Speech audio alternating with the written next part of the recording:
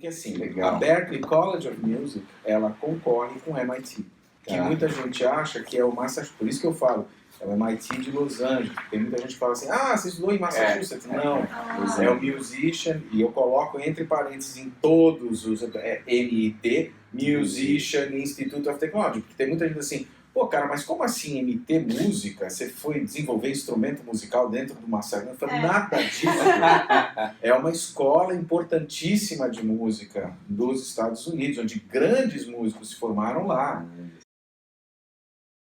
Então foi lá que eu comecei. Você ficou quanto tempo lá? Eu fiquei 3 anos e pouquinho. Eu me graduei e voltei, né? E aí, lá você teve te inspirou isso? Na verdade, a carreira começou da seguinte maneira. Vamos tentar fazer isso de forma breve. Não, mas... A minha formação... Isso é jazz. Isso é jazz. A primeira formação eletrônica, tive uma empresa de eletrônica por 10 anos que fazia instalação de Dolby System no cinema de São Paulo. Gemini, Gazeta, Gazetinha, Commodore, os grandes cinemas de São Paulo. E a gente fazia manutenção de equipamentos profissionais. Então a gente representava Nakamichi, Marantz, Technics, enfim, Grand Bang & Olufsen. Essa empresa foi comprada. Eu vendi a empresa para um grupo holandês. E aí eu fiquei com uma boa grana e tive que assinar um contrato de não concorrência. Aí, enfim, falei, bom, e agora? Não posso concorrer, o que eu vou fazer da minha vida? Né? Já tinha uma carreira, comecei muito jovem, mas tive uma carreira de sucesso por 10 anos. E aí, meu irmão, músico, era o cara da família que tocava tudo, e eu sempre assistindo, não tocava nada, era o irmão das exatas, que desmontava tudo, montava tudo. E aí ele falou, poxa, você sempre gostou de música, por que você não vai estudar música, né? Mas abrevia o teu estudo, porque se você for começar agora em algum tipo de conservatório, 7 anos. Aí ele falou, vai para os Estados Unidos. Aí eu fiz um application para o MIT, Musician Institute of Technology, fui aprovado, e no dia que eu cheguei na faculdade, em Los Angeles, tinha um board, naquela época não tinha e-mail, não tinha celular, não tinha, era tudo carta e fita cassete. E aí tinha um quadro, né, com um monte de anúncios, né? Preciso de alguém para dividir apartamento, estou vendendo o meu carro para completar a passagem para voltar, enfim, estou vendendo instrumento. No meio tinha lá um anúncio, precisa ser de estudante com conhecimento eletrônico. Eu falei, não vai. Cara, você acabou de vender a empresa, não se mete, eletrônica já foi, você vai fazer música. Bom, eu falei, vai lá, né, para fazer uma amizade. Aí eu desci no porão da faculdade, era uma luthieria. A luthieria é uma oficina de construção de instrumentos musicais. Quando eu entrei lá, ficou arrepiado toda vez que eu lembro, eu vi aqueles estudantes construindo contrabaixos, violinos. Eu me apaixonei. E aí eu fui perguntar por que conhecimento eletrônico. Falou, porque aqui a gente precisa de alguém para passar os fios nos instrumentos e instalar os captadores, né? Aí eu falei, olha, eu tenho 10 anos de experiência, tá contratado. É só para soldar os fios. Na hora. Então eu estudava das 7 da manhã até as 7 da noite e eu ia para a luthieria e ficava até a meia-noite na luthieria.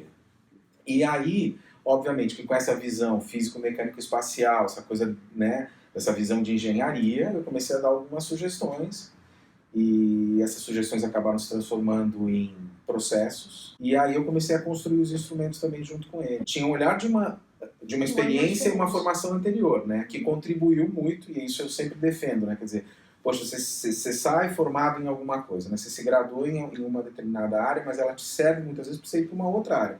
Muito difícil a gente escolher com 17, 18 anos o que a gente vai fazer da vida. Que é uma das coisas que a gente mais prega aqui para os nossos alunos, né? Você pode vir de qualquer área estudar design, porque o design também amplia a área que você já está. Sem dúvida.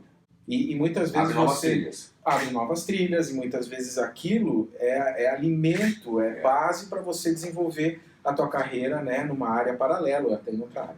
Bom, o que aconteceu com isso é que eu trabalhava num banquinho, desses reguláveis, redondinhos, sem apoio de costas. E eu, como contrabaixista, meu instrumento era contrabaixo, achei que 4 cordas era mais fácil que 6. Leve gun, né? Podia ter escolhido. Você achou que era mais breve, ia ser mais fácil, corda, mais fácil. Não. E aí, como eu tocava contrabaixo acústico e elétrico, eu passava o dia inteiro de pé, de uma aula para outra, e a gente sentava pouco e tal. E aí, quando eu ia para a luthieria, eu estava já com dor nas costas, né? E eu sempre fui meio gordinho, meio fortinho, então as dores eram maiores. De um levinho, que nem o nosso querido Vitor, elegante e tal. Bom, mas enfim. E aí eu ia para lá e sentia dores nas costas. E foi quando eu falei pro mestre da luthieria, né? Falei, Ângelo, posso fazer uma cadeira com apoio de costas? Você tá louco, Sandro? Mas que cadeira? Todo mundo trabalha em banquinho. E aí foi uma das primeiras lições de design que eu aprendi sem ser designer, porque naquele momento eu nem pensava que um dia eu transformaria toda essa experiência, né, e me tornaria designer. Bom, resumindo essa história toda, eu pedi 2 moldes emprestados de um cajón, que é um instrumento peruano percussivo, e peguei o molde de uma travessa de um contrabaixo acústico. Juntei os dois com um molde curvo e fiz uma cadeira que tinha um movimento contínuo. Cadeira musical. E aí eu pintei ela de branco, olhei para ela e falei, tá sem graça, extremamente confortável. Aí eu decidi colar palhetas de guitarra. E aí eu peguei palhetas de guitarra, palhetas coloridas, e derreti as palhetas, porque colar uma era um trabalho insano, eram 1.500 palhetas. Aí eu derreti numa forma da padaria da esquina, e aí um dia eu conto essa história que foi muito engraçada, quase coloquei fogo na padaria. Foi barato, mas enfim, mas o padeiro foi gente finíssima e topou o desafio. E aí eu também aprendi uma outra lição, que é a perseverança, né? Mas às vezes nem é nossa, é de quem está nos ajudando. Quando queimou tudo, eu falei, vamos embora, esquece. Ele falou, de jeito nenhum, já que deu errado, vamos fazer dar certo. Olha só. E eu me senti assim super... Um anjo da guarda. Um anjo da guarda naquele momento. Eu tive vários nesse caminho do design. E aí, derretemos as palhetas e eu criei assim, você vê as palhetas todas multicoloridas e tal. Aí eu criei parece um revestimento como uma fórmica, porque na verdade é celulose derretido. Aí a gente lixou, calibrou, ganhou um brilho das palhetas, porque a gente, né, ao lixar e polir de novo, e a gente colou na cadeira. Então a parte da frente da cadeira era palheta de guitarra derretida e a parte de trás era branca. E é uma cadeira que não tem 4 pés, ela é linear, né? Ela tem todo um desenho que se chama cadeira blues, depois se quiserem entrar para ver. Vou procurar essa foto. E aí, olha que legal, esse professor, olha como são as coisas, ele mandou essa cadeira para um prêmio importantíssimo nos Estados Unidos, que se chamava, na época, Woodcraft Design Award, sem me falar nada. Eu estava estudando música. 3 semanas depois ele volta e me dá um envelope, falando, "This is a gift for you." Aí eu abro, o envelope está escrito assim, "Sérgio Farer Outstanding Design Award, First Place, the Blues Chair." Aí eu li aquilo e falei, pô, professor, que legal, eu tô convidado num festival de blues. Porque eu não dei nome pra cadeira, foi ele que deu, ele inscreveu, ele fez tudo. Aí ele falou, cara, lê de novo. Eu falei, Sérgio, tá no meu nome, professor. Ele falou, não, cara, lê de novo. Eu li aquilo, porque ele não me falou nada. Aí eu falei assim, eu vou tocar no festival? Não, cara, você não tem nível pra tocar em festival de blues, você acabou de entrar na escola. Eu falei, então o que Mas é você já isso tem nível pra aqui? expor a tua cadeira. Você acabou de ganhar um prêmio importantíssimo, sua cadeira está indo para Milão. Isso foi em 1992. Olha só. E aí a cadeira foi para lá, começou a ganhar o mundo, foi parar na mão de um monte de gente bacana e ele me fez prometer que eu faria apenas 72 cadeiras. Até hoje eu não entendi, há pouco tempo eu entendi, claro. Naquele momento, assim, ele disse, olha, você é um excelente estudante de música, você pode seguir sua carreira, mas eu aconselho que você siga no design, você tem um olhar físico, mecânico espacial muito bacana. Eu falava, mas do que você está falando? Porque, Victor, imagina para assim, eu era jovem, eu tinha 27 anos quando eu fui para lá estudar. Então você imagina que você está indo com uma visão de constituir uma carreira na música. Você está investindo o teu tempo numa coisa, o teu mestre fala... No primeiro ano da faculdade, diz para você, olha, tem um caminho aqui.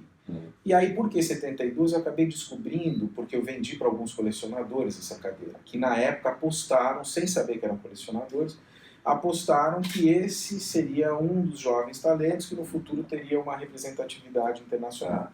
Então eu vendi para um monte de gente essa cadeira, vendi a 72 e parei na 72 como ele me pediu, até porque chegou um momento que eu não tinha mais saco de fazer. Sim. Porque eu queria ser músico, gente, eu queria estudar, né? Então gravei disco, a gente quase estourou na 89, naquela época da Rádio Rock, né? Sim.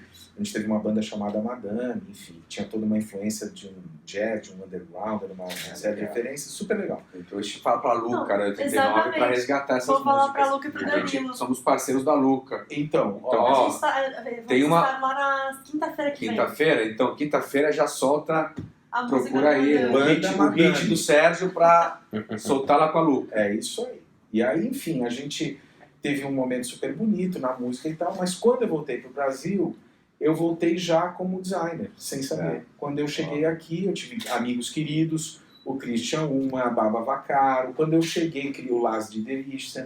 Então a gente começou a ter um contato com designers importantes e com pessoas importantes do design nacional, a Baba Vaccaro foi uma delas, sim, que me convidou para desenvolver uma coleção para a Dipota. A gente fez o Banco Tal em parceria com o Christian Ullmann, tivemos várias peças na Dipota, e a gente foi estendendo para outras marcas importantes, a gente teve na Firma Casa, a gente com o banco de Muiracati, com a madeira da Muiracati Arrajada, que a gente falou da mesa Tapajosa, acabei fazendo um banco para o Rui Otaki, para o Hotel Unique, a gente fez o Hotel Fazano, enfim, aí a coisa começou a andar num movimento num ritmo muito acelerado. E eu faço parte de uma geração de designers que não eram designers, ou eram arquitetos, nós não tínhamos um IED, queria eu ter o IED, né? Você volta dos Estados Unidos e alguém diz assim, olha que legal. A gente tinha universidades de desenho industrial, sim, que era muito voltado para a indústria, né? A gente tem poucos designers industriais, poucos, a maioria dos designers brasileiros vem de outras carreiras, né? Arquitetura e outras. Né? Arquitetura, a gente tem Flávio Verdini, que era psicólogo, a gente tem os irmãos Campana, que um é advogado, outro arquiteto, né?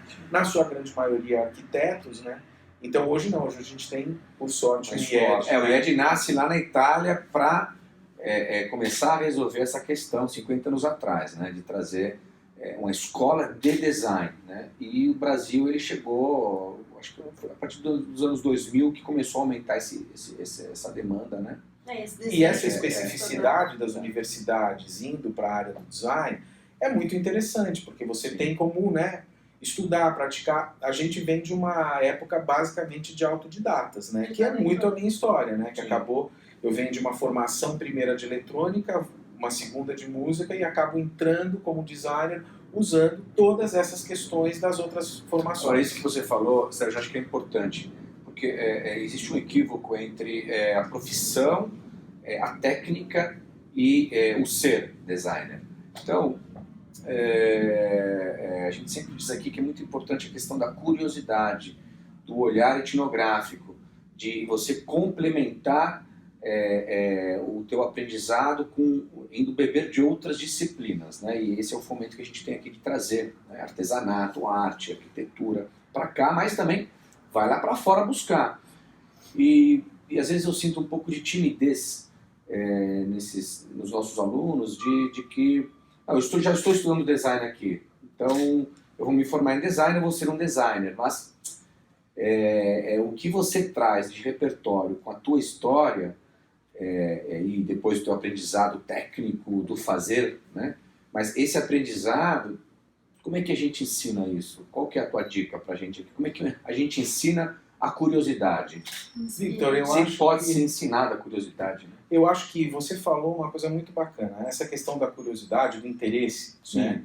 E muitas vezes quando eu estou interagindo com os alunos aqui no IED, surgem perguntas lindas, né? Poxa, eu estou na carreira certa? Já ouvi isso aqui, né?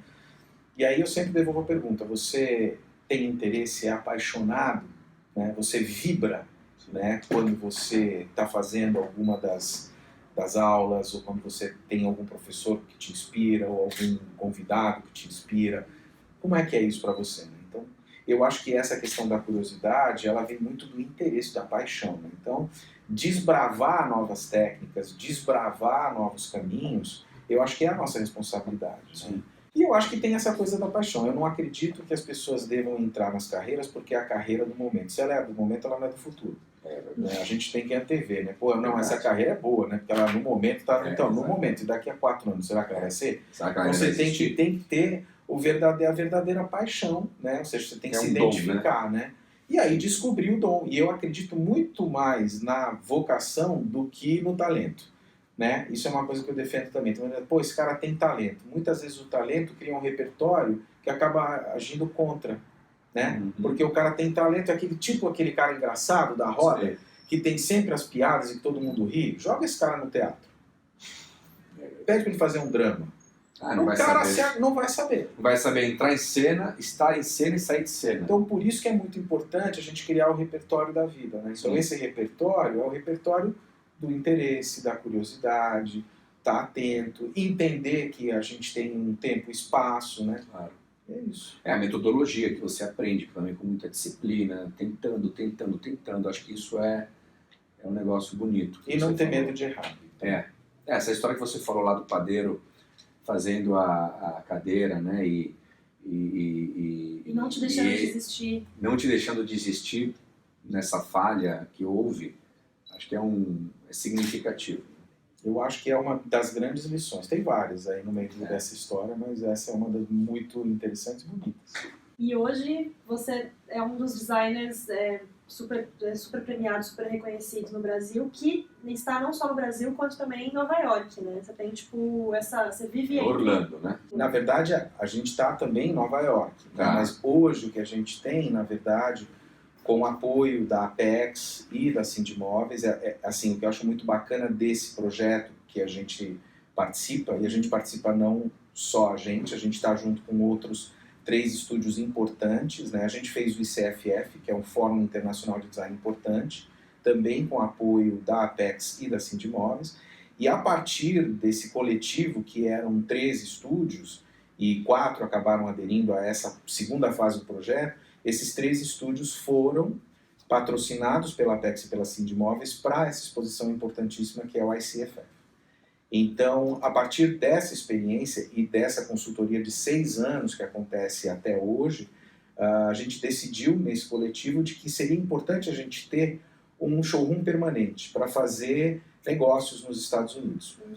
Em se tratando de estúdios de design, você ir lá sozinho, desbravar o caminho, é mais difícil. Então, a gente ter esse apoio, conseguir, inclusive com outros estúdios, mostrar o trabalho brasileiro para o mercado americano é muito interessante, porque no mercado europeu a gente tem muito respeito, a gente é muito conhecido. Então, assim, a gente está sempre em Milão, a gente está em Colônia, enfim, a gente está nas principais galerias, a gente está, por exemplo, na Galeria Colombari, que é a mais importante de Milão, a gente tem peças de acervo permanente lá. Então, quando a gente decidiu, junto com os outros estúdios, quem participa é o Estúdio Bola, o Paulo Alves, a Farrer e o Ricardo da NTT, que já tem uma empresa nos Estados Unidos, assumir esse desafio juntos. A gente tem hoje, e decidimos por Orlando, porque também foi contratado um escritório de comércio internacional e que vai administrar todo esse trabalho por 6 meses. Então, hoje a gente tem sim uma operação em Orlando, a base em Orlando, onde a gente tem esse showroom. Nos Estados Unidos, essa questão da região, porque não é uma loja, mas é B2B, ou seja, business to business, então a gente vende para interior designers que têm escritórios famosos, que compram o nosso trabalho, e a gente também vende para lojas, né, e também licencia o nosso desenho com marcas importantes, como é o caso da Crate & Barrel, que o Estúdio Bola e o Paulo Alves assinaram um contrato, que também é muito bacana, né, quer dizer, ter 2 estúdios brasileiros assinando o contrato com a Crate & Barrel, uma rede de lojas americanas, são 680, se não me engano, lojas. Então essa experiência de estar lá e aqui é muito importante, tanto que o Jaque hoje não está aqui comigo, não está conosco, meu irmão que desenha comigo, Jaque Farrer, irmão roqueiro, rock and roll master, que tá super lá, te apoiou, né? Ele foi o pontapé inicial que você... Se o Jaque não tivesse dito vai estudar música, vocês não estavam falando comigo hoje. Então um abraço pro Jaque lá, Jaque, nos Estados Unidos, beijo. Brasil para os Estados Unidos. E aí, enfim, aí o Jaque está lá cuidando da operação, né, para todos os estúdios, né, a gente teve aí a oportunidade de contar com o apoio do Jaque. Então está sendo muito importante, é um case que talvez abra aí portas para as próximas gerações terem uma operação internacional coletiva, seja essa ideia de você não fazer sozinho, de você ter um grupo, de ter o apoio, né. E um global business é algo que tem que ser muito bem articulado, não dá para improvisar, e essa união realmente ela faz a força, porque ir sozinho lá para fora. E a ideia, Victor, polêmico, né? você falou bem, não ir sozinho, né, que eu acho que é importante, para a gente poder, inclusive, errar em grupo, né? Errar sozinho é duro, né? Mas quando a gente erra em grupo, a gente tem mais cabeças para corrigir os erros, né? Então acho que o coletivo, a coautoria, o coletivo, ele ajuda muito nos momentos de maior dificuldade. É lá que você consegue ter, né, a força para levantar. E é um novo caminho, né? Então, assim, acho que é muito bacana dividir com vocês, com o IED. É uma experiência, a gente ainda não tem algum resultado prático. O que a gente teve, sim, foi uma receptividade enorme dos estúdios americanos. O mercado americano é um mercado muito difícil, ele é o maior mercado do mundo, ele é o mais competitivo, é onde você tem as melhores marcas, né? Níveis de investimento astronômicos. Então, para a gente está sendo um grande desafio. E para a gente está sendo incrível, né? Então a gente vai ter aí mais respostas daqui a 6 meses. cenas dos próximos Dos capítulos próximos em capítulos. Daqui a 6 6 meses. meses a gente Aí a Faz gente se uma encontra uma aqui segunda. dizendo quanto foi positivo, né? Mas Sim. acho que aí fica um recadinho, né? Que tal fazer uma segunda pra gente Não é? fazer uma avaliação de Sim, como foi. eu acho que é Tomara que legal. com ótimas notícias. Isso tudo Sim. começou também porque eu estive lá na Design Week de Nova York e encontrei o Sérgio lá, né? Um espaço muito bonito. E aí nós lá começamos a conversar sobre essa questão do design brasileiro contemporâneo e como isso se dá hoje nas praças internacionais, né? E essa questão do respeito e de um olhar estrangeiro que já começa a avaliar e a reconhecer como algo extraordinário no design brasileiro, o que já ocorre há um bom tempo com a dança, com a música brasileira, com a arte brasileira, né? O que é visto também pelo futebol brasileiro e que eu acho que estava faltando com o design brasileiro, né? De uma forma um pouco mais consistente, ou seja, não só episódios, porém já um movimento com continuidade, né? Então não é aquela o cometa que vai, né? E é algo singular. Não, um movimento já de consistência, de grupos, de nomes, de pessoas que começam a trabalhar de uma forma mais sistêmica, né? E eu acho que o que mais me chamou a atenção foi isso, esse olhar mais sistêmico, e que finalmente pensar sistêmico é o que dá a massa crítica para você continuar. E foi inclusive em Nova York que você descobriu que a gente tinha um aluno trabalhando com o Sérgio, não foi? Foi. Aí quando ele me falou do Rioja, eu fiquei feliz e orgulhoso, né? O orgulho Yeti, que a gente diz. Orgulho de ser Yeti. Porque você vê que os meninos vão se encaixando, né? Vão achando caminhos e com os mestres o trampolim para eles, né? Se tornarem estrelinhas, né? Estrelas. E ele trabalha diretamente com você? Ele trabalha diretamente comigo, Ryoji Watanabe. Foi uma indicação incrível do IED, assim, eu estou muito satisfeito. E isso mostra que não só o Ryoji, né, tem a oportunidade de trabalhar com escritório atuante, que tem uma série de projetos o tempo todo, mas assim, a escola demonstra uma qualidade, porque quando ele veio muito bem, estava muito preparado. Claro que a gente vai... Lapidando. Eu não diria nem lapidando, porque na verdade a gente acaba aprendendo com o Ryoji acaba aprendendo com a gente, mas nessa troca muito generosa é muito interessante ver o crescimento dos dois lados. Então, não adianta dizer que é o Ryoji que cresce com a gente também cresce com o Ryoji. Então, assim, por isso que eu acho que o IED tem aí uma qualidade de ensino muito boa, porque o Ryoji veio realmente com muita capacitação e entrou solando lá, já começou a fazer um monte de coisa, claro, está adquirindo repertório, está entendendo questões de ergonomia, questões de proporções, que são inerentes à nossa marca e que talvez com outra marca ele teria outras, né, referências, mas com a gente está sendo incrível, assim, não tenho o que falar. Ele adquire competência, né? E força de vontade ele coloca, né? Entusiasmo, força de vontade, energia, ele coloca, ele adquire aos poucos o fazer com a competência, o profissionalismo, né? Que acho que o que enriquece o Ryoji nesse processo, né? Melhora a experiência dele como um todo, né? Porque ele já aprendeu a fazer, já chegou capacitado, só que agora ele está tendo a oportunidade de ter isso no dia a dia. Ele vai ganhando horas de voo. E qual é a dica que você dá para o IED aqui para continuar e melhorar e tornar a cultura do design mais protagonista aqui no nosso país? Eu acho que isso que vocês estão fazendo é muito bacana, ou seja, trazer os profissionais que atuam no mercado para interagir com esses estudantes. Legal. Eu acho que a gente ter essa troca é positiva para mim, é positiva para o aluno, eu acho que é inspirador para mim, é inspirador para o aluno. Então eu acho que assim, participar de mesas redondas, dos bate-papos, quando houver um trabalho do coletivo, ou seja, temos aí um trabalho, temos vários trabalhos individuais, trazer esses profissionais, não para julgar, porque eu acho que isso não é bom, mas para opinar não com a questão de gosto, mas opinar com a questão técnica, né? Procurar ajudar o aluno a enxergar durante o processo o que ele pode melhorar no seu projeto, né? Ter a pedagogia, né, do feedback, do ensino, né? E um feedback de mercado que muitas vezes ele é diferente do acadêmico. É diferente. Né? Então, por quê? Porque a gente tem uma questão mercadológica que também é interessante para o aluno entender, né? Então, e quando ele vai sair, é fundamental, porque ele vai sair para o mercado, e quando ele sai para o mercado, talvez interagindo, ele já sabe até onde que ele quer ir, para que área. Então, trazer esses profissionais das diferentes áreas eu acho legal, porque assim, a qualidade de ensino de vocês é excelente, os professores são ótimos, eu conheço vários. Então, dizer que tem algo a melhorar, sempre a gente tem algo a melhorar. Mas eu acho que essa troca do profissional atuante no mercado, junto com os professores, que muitos deles também atuam no mercado, Sim. mas fazer esse trabalho é muito interessante. Insistir mais nisso.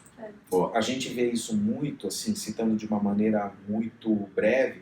Por exemplo, quando a gente fala de Bauhaus, né, e a gente pega os períodos, seja de Weimar ou de Dessau, a gente tem uma coisa muito importante que eram os alunos interagindo com os professores, e muita gente fala da Bauhaus, de uma escola que era só pedagogia, e não era.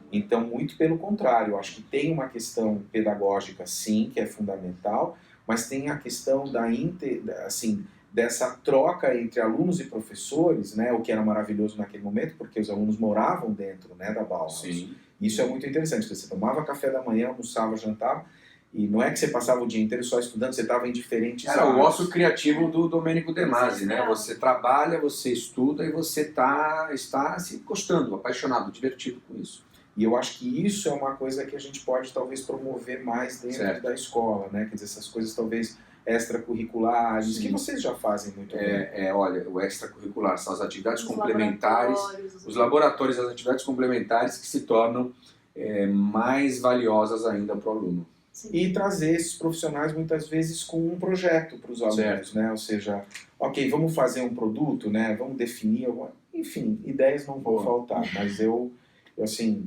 acho que vocês têm um caminho lindo, vocês são incríveis, eu acho que a escola só tem a contribuir para o desenho nacional, com a qualidade dos alunos que se formam, e eu sou uma experiência real, né? Porque o Rioge saiu do IED, eu estou muito feliz com o Rioge, muito satisfeito. Maravilha, muito obrigado. Fabiano, nosso diretor do Centro de Inovação aqui, de pesquisa, tem uma pergunta para o Sérgio, para a gente encerrar aqui.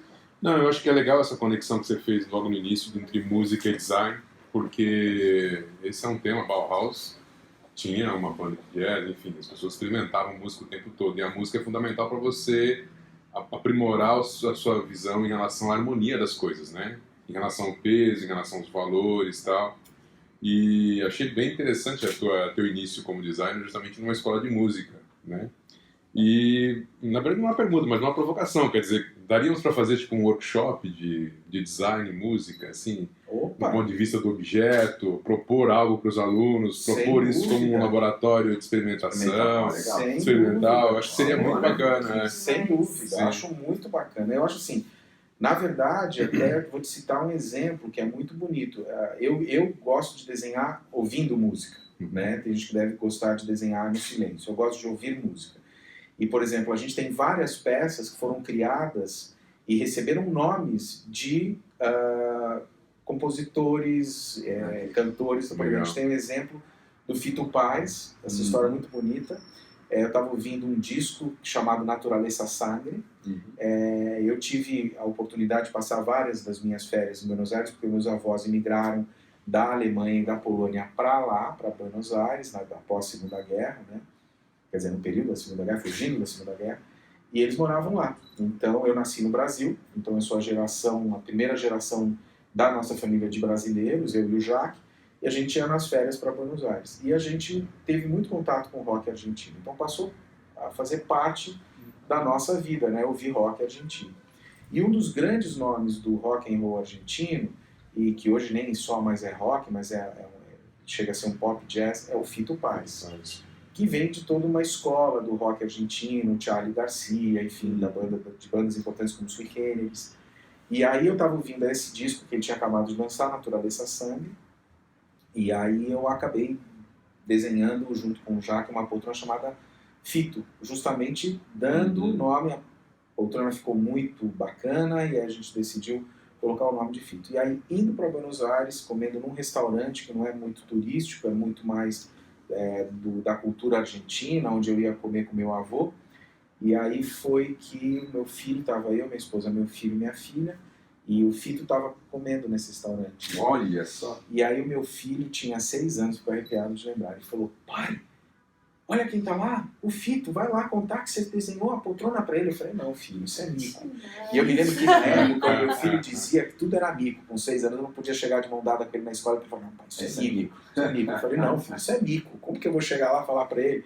Não, pai, eu sei que ele ficou me atazanando com toda a razão. Crianças. Né? E dizendo, você tem que contar, você tem que contar. Eu esperei ele tomar um café. Na hora que ele estava tomando café, eu fui lá e falei, olha, Fito, me desculpa, eu sou brasileiro. Meu filho está na mesa e pediu para eu te contar uma história. Sou fã do teu trabalho. E eu desenhei uma poltrona para você, chamada Fito. Ele abriu um olhão e falou, fala sério. Aí eu falei, fala. Ele falou, quero conhecer a poltrona. Né? Aí eu falei, olha, mas eu tô sem cartão, tô sem nada aqui. Ele falou, não. Me deixa, tá no site? Falei, tá no site. Aí eu anotei num papel, anotei meu e-mail, falei, olha, se você gostar, você me avisa, vai ser um prazer, né, te dar uma poltrona e tal. E aí eu voltei pra mesa, ele, na hora de ir embora, nós estávamos ainda no início do almoço, ele estava tomando café, ele passou na mesa carinhosamente, falou oi pra todo mundo e tal, falou com o Max, agradeceu o Max por ele ter insistido e tal, e foi embora. Aí eu falei, gente, olha, bacana, o cara foi super gentil, mas vocês esqueçam que esse e-mail dizendo que o cara vai gostar, não vai vir nunca. Eu sei que o meu filho, 6 anos, aqueles molequinhos que já, né, computador muito mais do que eu, ficava toda hora entrando lá. Eu sei que no final do dia, quase de noite, ele dá um grito na... Pai! Olha aqui, o Fito respondeu! Aí eu entrei e o Fito escreveu assim, che, las poltronas son bárbaras, me encantaría tener dos en el estudio, lá. E aí no final das contas a gente acabou mandando a poltrona para ele comprou uma Cher Espaço Doble nossa, e a gente acabou fazendo uma amizade. Ele acabou fazendo um show importantíssimo no Luna Park, em Buenos Aires. Nós assistimos o show do palco. Uau! Junto com Ricardo Darín, Cecília Roth. Que lindo isso. Enfim, então a gente teve uma noite muito bonita, fomos jantar fora com ele, foi muito bonito. Então vocês vejam que às vezes uma situação inusitada da música, né? Que, novamente, né, cara? Uma música importante na história do Sérgio. Então só para da família Farrer, na verdade. Pois é, né? o quanto a música, né, está o tempo todo presente. Legal. E até no processo de criação. Né? Então acho que vale assim uma provocação com os alunos, a gente pensar em alguma coisa relacionada à música, sem dúvida. Legal. Então a gente vai concluir dizendo que a curiosidade e a coragem de fazer as coisas seguindo o próprio feeling e intuito faz toda a diferença aqui na história do Sérgio. Sim. Porque sem essa coragem, esse feeling, né, ele não estaria aqui hoje conversando com a gente, né? E isso vale para mim, vale para Camila, vale para o Jaque também, como vocês falaram. Jaque ele foi o da música, sem dúvida, sem dúvida. Muito obrigado, parabéns, viu, Sérgio? Valeu, obrigado. Cara, sucesso. Até com sonoridade, viu? Isso aí, isso aí. Se a gente tentar 10 vezes, a gente não vai acertar. Não vai dar certo. Ó, a música presente aqui. Um bate-papo informal e a gente aqui do IED manda um abraço para todo mundo. Obrigada.